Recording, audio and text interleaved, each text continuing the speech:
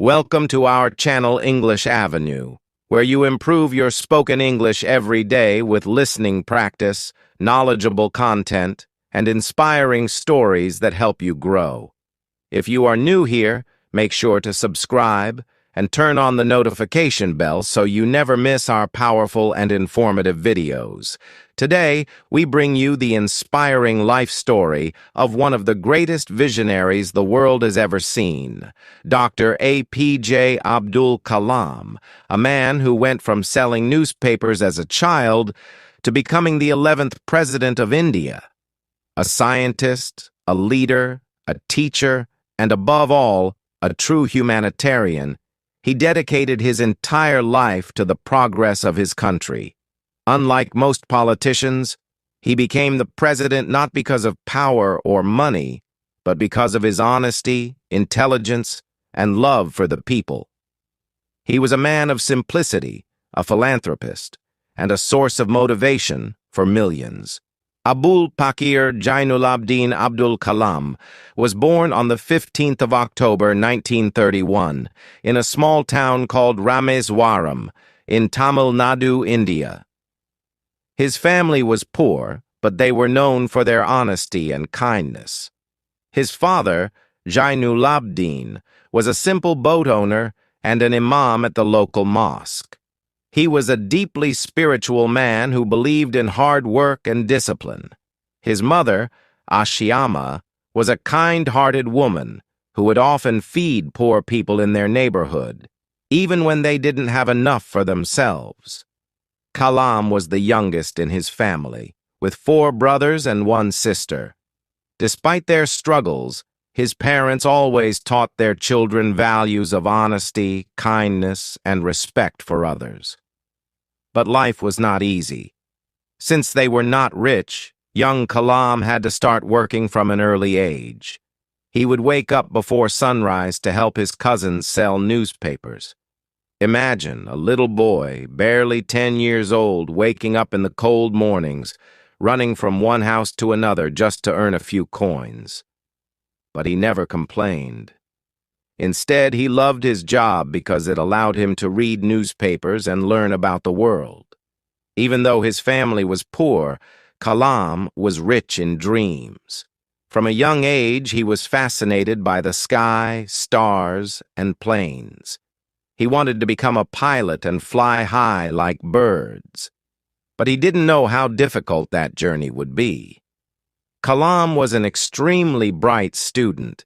He studied at Schwartz Higher Secondary School, where he developed a deep love for mathematics and science. However, life was not always fair to him. One day, when he was just a child, something happened that left a deep impact on him. At school, he had a close friend who was a Brahmin, a higher caste in India. They often sat together in class. But one day, the teacher insulted Kalam and asked him to sit at the back of the class just because he was a Muslim. This was a painful moment for young Kalam. He couldn't understand why people treated others differently based on religion. But something amazing happened. His friend's father, a Hindu priest, heard about this incident and was very angry at the teacher. He told the school, "No child should be treated differently because of religion or caste. Education is for everyone." Because of this, the teacher apologized and never discriminated against Kalam again. This moment shaped Kalam's entire life. It taught him that knowledge and kindness were greater than any religion. Another challenge Kalam faced was lack of electricity at home. His family was too poor to afford lamps, so he studied under a kerosene lantern every night. Even when the light was dim and smoke filled the room, he never gave up. His hunger for knowledge was stronger than any difficulty. His teachers noticed his hard work and intelligence. One of his teachers, Siva Subramania Iyer, was especially important in his life. He taught science and always encouraged Kalam to dream big. One day, he took Kalam to the seashore and explained how birds fly. That lesson made young Kalam even more determined to study aeronautics and become a scientist of the sky. Even though Kalam was brilliant, his family did not have enough money to send him to higher studies. He knew he had to work extra hard if he wanted to achieve his dreams, so he continued selling newspapers, helping his family, and studying at the same time. But life tested him again and again. There were days when he had no proper food, no proper books, and no support except for his own determination. Yet, he never gave up. One thing that kept him strong was his mother's love. She always told him, "If you want something, work for it. God helps those who help themselves." These words became his life philosophy. After completing school, Kalam wanted to study engineering. He knew that if he wanted to work with planes, he needed to learn science and technology. His first step was to join St. Joseph's College in Tiruchirappalli, where he studied physics. Even here, he continued to struggle financially. But he didn't just study for himself. He wanted to help his country, his people, and every poor child who had dreams but no opportunities. And this was just the beginning of his incredible journey. But he knew physics alone was not enough. He wanted to learn about aeronautics, the science of airplanes and rockets. However, life was not easy. His family was still poor, and he had to manage his studies and expenses on his own. He would often skip meals just to save money for books, but hunger never stopped him. While most students complained about studies, Kalam was grateful for every book, every lesson, and every opportunity to learn. He would sit for hours in the library, reading about airplanes, rockets, and the great scientists of the world. Kalam knew that if he wanted to work with planes, he had to study engineering. His dream was to get admission into Madras Institute of Technology, MIT, one of the most prestigious engineering colleges in India. But there was a big problem. The fees were too high. His father could not afford it. For a moment, it felt like his dreams were over before they even started. But then, something incredible happened. His sister Zora saw his pain and decided to help. She sold her jewelry to arrange money for his admission. She told him, "This is not a sacrifice. This is an investment in your future. One day, you will make us all proud." With her help and support, Kalam finally joined MIT, where he studied aeronautical engineering. This was the first step towards his dream. But getting into MIT was just the beginning. The real struggle started now. MIT was not easy. The students there were the best of the best, and competition was tough. Kalam worked day and night, trying to prove himself. One day, his professor, Kotahari Narayana, gave him a tough project to design a small aircraft model within a short deadline. He told Kalam, "If you fail this, you will not be able to become an aeronautical engineer." Kalam was shocked and scared, but he knew that this was a test of his future. He worked tirelessly, skipping meals and sleep.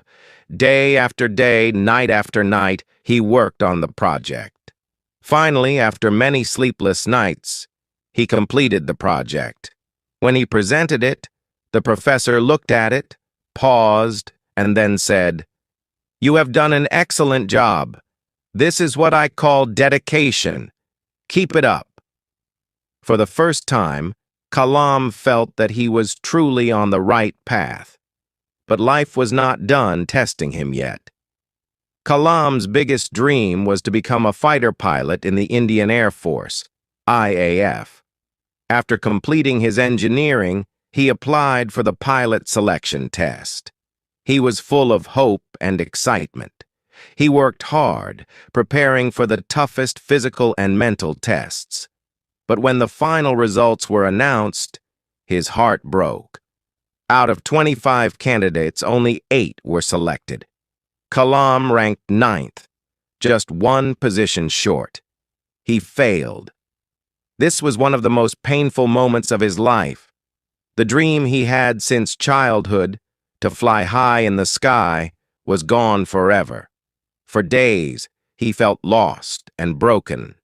He had worked so hard, and still he failed. He asked himself, "Did I make a mistake? Was I not good enough?" But then he remembered something his father once told him. When one door closes, another opens. If you don't get what you want, it means something better is waiting for you. And his father was right. Kalam decided that if he could not fly planes, he would build them. Instead of crying over failure, he chose a new dream. He applied for a job as a scientist at the Defense Research and Development Organization, DRDO, a place where scientists worked on developing new aircraft and technology for India's defense. His first project at DRDO was to design a hovercraft, a vehicle that could float over land and water. It was a challenging project, but Kalam loved it. He put all his energy into it. At DRDO, he met great scientists and learned from them, but deep inside, he still wanted something more. He wanted to work on rockets and space technology, something that could truly change the world.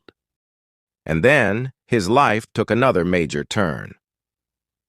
In 1969, after years of working at DRDO, Kalam was selected to join the Indian Space Research Organization, ISRO. This was the biggest turning point in his career. At ISRO, he worked under Vikram Sarabhai, the father of India's space program. Sarabhai saw great potential in Kalam and told him, "India needs bright minds like you. One day you will take our country to great heights." Kalam's first major project at ISRO was to build India's first satellite launch vehicle, SLV-3. This was a huge responsibility, and many people doubted whether India could do it. But Kalam was determined. He worked with his team day and night, solving problems, running tests, and making sure every part of the rocket was perfect. After years of hard work, in 1980, India successfully launched its first satellite into space using SLV-3. It was a historic moment, and Kalam was at the center of it all. For the first time, India had proven to the world that it could build and launch its own rockets. Kalam had gone from a small-town boy selling newspapers to a scientist who helped launch India into space. After his success at ISRO, Kalam was asked to lead a new project at the Defense Research and Development Organization, DRDO. His task? To build India's most powerful missiles. At that time, India was not strong in defense technology. Most weapons and missiles were imported from other countries, which made India dependent on foreign nations. The government knew that India needed its own missile system to become a strong and independent country. In 1982, Abdul Kalam was made the chief of the Integrated Guided Missile Development Program, IGMDP. His goal was to develop missiles that could protect India from any threat. He took on the challenge with full energy and dedication. He worked for 18 hours a day, barely taking any rest. His team was small and resources were limited, but his determination was unbreakable. At the same time, other countries were doubting India's abilities.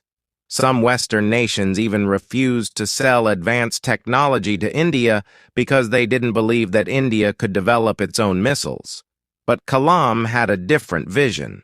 He told his team, "We don't need to depend on anyone. We will build our own technology, and we will make India proud." And that's exactly what he did. Under his leadership, India developed 5 powerful missiles, which made the country one of the strongest in defense technology. These missiles were 1. Prithvi, India's first surface-to-surface missile. 2. Agni, a long-range ballistic missile. 3. Trishul, a short-range surface-to-air missile. 4. Akash, a medium-range surface-to-air missile. 5. Nag, an anti-tank guided missile. Each of these missiles was a huge achievement, but it wasn't easy. The team failed multiple times before they finally succeeded. One of the biggest challenges was the first test of Agni missile. The entire country was waiting for this launch, but at the last moment, a technical failure caused the test to fail. People criticized him. The media questioned his leadership. Many even suggested that India should stop missile development. But Kalam did not lose hope. He told his team, "Failure is not the end. It is the first step towards success." They worked even harder, fixed the mistakes, and on May 22, 1989, India successfully launched the Agni missile. The world was shocked, and India had proved itself as a rising military power.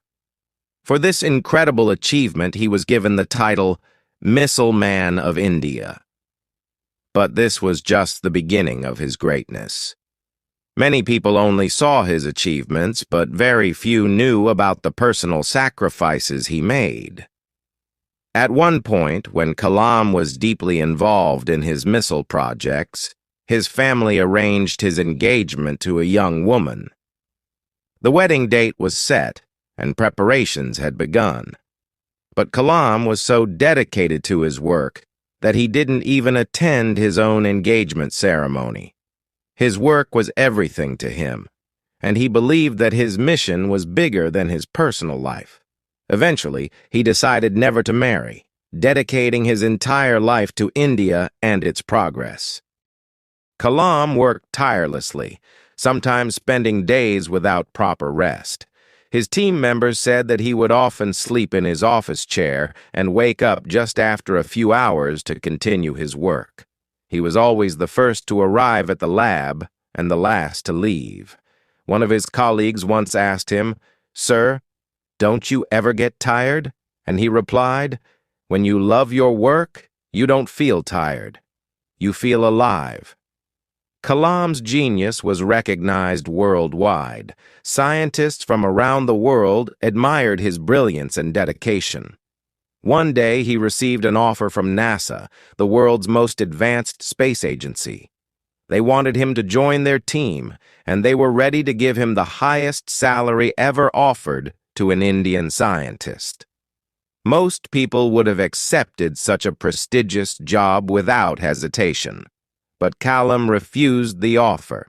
This decision proved that his love for India was greater than money, fame, or comfort. One of Kalam's greatest achievements was the Pokhran-2 nuclear tests in 1998. At that time, India was not recognized as a nuclear power, and many powerful countries pressured India to stop nuclear testing. But the Indian government, under Prime Minister Atal Bihari Vajpayee, secretly planned a nuclear test, and Kalam was the chief scientist leading the mission. The test had to be executed in complete secrecy because the U.S. and other countries were watching India through satellite surveillance. Kalam and his team worked underground, making sure no one could detect the operation. Finally, on May 11, 1998, India successfully tested 5 nuclear bombs in Pokhran, Rajasthan. The world was shocked. India had become a nuclear power. When journalists asked Vajpayee how India achieved this, he proudly said, "The credit goes to Dr. APJ Abdul Kalam and his team." This moment was a turning point in India's history, and it made Kalam a national hero. In 2002, something extraordinary happened. The Indian government decided that Abdul Kalam should be the next president of India. This was a completely unexpected moment. Most presidents before him had been politicians, but Kalam was a scientist. He had never been part of politics, and he didn't have any personal ambitions for power. Yet, the people loved him. They had seen his dedication, his honesty, and his vision for India. So when his name was announced for the 11th President of India, millions of people across the country celebrated with joy. And on July 25th, 2002, he officially became the President of India. This was a historic moment. A poor boy from Rameswaram, who once sold newspapers, was now sitting in the biggest office in the country. Unlike many politicians, Kalam was not interested in power, luxury, or politics. He was interested in the people. Instead of spending time in meetings with politicians, he visited schools and colleges, inspiring young students to dream big and work hard. Wherever he went, thousands of children would gather, eager to hear him speak. He always encouraged them to ask questions, and he answered them with kindness and wisdom. One of his most famous quotes was, "Dream is not that which you see while sleeping, it is something that does not let you sleep." He wanted every child to dream big, just like he had dreamed as a young boy in Rameswaram. Abdul Kalam was not just a scientist or a president. He was one of the greatest motivational speakers in the world. His speeches were filled with positivity, wisdom, and powerful messages. Here are some of his most famous speeches and lessons. 1. My Vision for India, 2003. In this speech, he said that India should not be satisfied with being a developing country. It should become a global leader. He talked about 3 visions for India. Freedom. India should never allow any country to dominate it. Development. India must focus on becoming an economically and technologically advanced nation. Strength. A strong India can only be achieved if the people work hard together. 2. You are the creators of the future. Whenever he spoke to students, he would remind them, you are all born with potential. Never let small failures stop you. Each failure teaches you a lesson. Keep learning, keep growing, and never give up. The power of youth. He always believed that the youth of a nation determine its future. In one of his speeches, he said, "My message, especially to young people, is to have the courage to think differently, to invent, to travel the unexplored path, and to conquer the impossible." These words inspired millions of students, and even today, his speeches are watched and shared across the world. Abdul Kalam received countless awards and honors, both in India and abroad. Some of the most prestigious ones include Bharat Ratna, 1997, India's highest civilian award; Padma Vibhushan, 1990, India's second highest civilian award; Padma Bhushan, 1981, India's third highest civilian award; King Charles II Medal, 2007 UK, for his contributions to science; Hoover Medal, 2009 USA, for his humanitarian work; Von Braun Award, 2013 USA, for his achievements in space science. He was also given honorary doctorates by more than 40 universities worldwide. His achievements were not just recognized in India, the entire world respected and admired him. One of the most incredible honors was given to him by Switzerland. On May 26, 2005, Abdul Kalam visited Switzerland.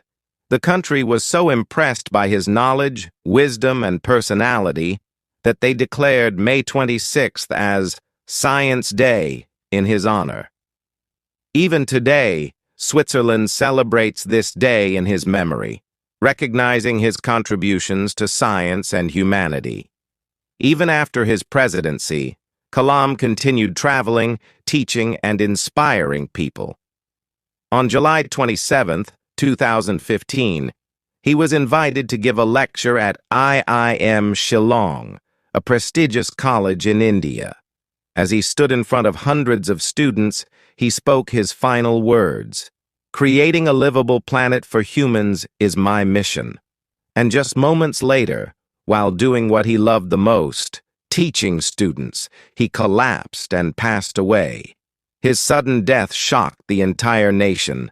People across the world mourned his loss. Millions attended his funeral, and his final resting place in Rameswaram has now become a place of respect and remembrance. Even though he is no longer with us, his words still inspire millions. He left behind a message for all of us. Believe in yourself. You have the power to change the world. Dream big and work hard. No dream is impossible. Never stop learning. Knowledge is your greatest weapon. Stay humble. Success means nothing if you do not stay kind and humble. Help others. True happiness comes from making others' lives better. His life was a story of struggle, hard work, and greatness. From a poor boy in Rameswaram to becoming the President of India, he proved that nothing is impossible. Today, Abdul Kalam is not just a name. He is a symbol of inspiration, dedication, and greatness. His books, like Wings of Fire, Ignited Minds, and You Are Born to Blossom, continue to guide young minds across the world. His teachings will never be forgotten. His life proves that one person can truly change the world. So let's honor his memory by following his advice, dreaming big, and working hard to make the world a better place. As he once said, "Don't take rest after your first victory, because if you fail in the second, more lips are waiting to say that your first victory was just luck." Let's keep moving forward. Let's keep inspiring the world.